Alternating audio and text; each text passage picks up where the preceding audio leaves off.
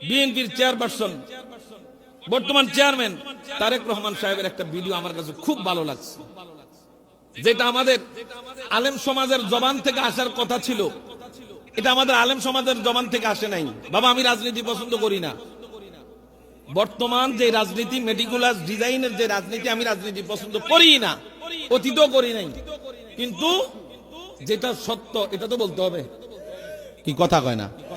তারেক রহমান সাহেব দীর্ঘদিন লন্ডনে জমিনে ছিলেন, এখন উনি দেশে আসছেন। ওনার একটাই কথা, ওনার কথাটার মধ্যে লজিক আছে, যেটার মালিক আমি না। কথা কয় না? যেটার মালিক আমি না, এটা আমি আপনাকে কিভাবে দেব? জান্নাতের মালিক আমি?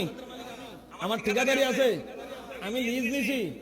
তাহলে লিজ না নিলে, ঠিকাদারি না হইলে, আমি মালিক না হইলে আমি আরেকজনকে কিভাবে জান্নাত দেব? আমার কথা কি বুঝেন? তারেক রহমান সাহেব শুধু এইটুকুই বলছে যে যেটার মালিক আমি না, সেটা আমি আরেকজনকে দিব কিভাবে? বাবা, কথা কি আমার বুঝেন? এখন ওনার পিছনে লাগছে তারেক রহমান লন্ডনে থেকে এখন নতুন ফতোয়া মুফতি হয়ে দেখে আসছে। আরে ও লোক তো হক কথা বলছে, তুমি আলেম হয়ে বুঝলে না কেন? এটা তো আলেমের কথা ছিল।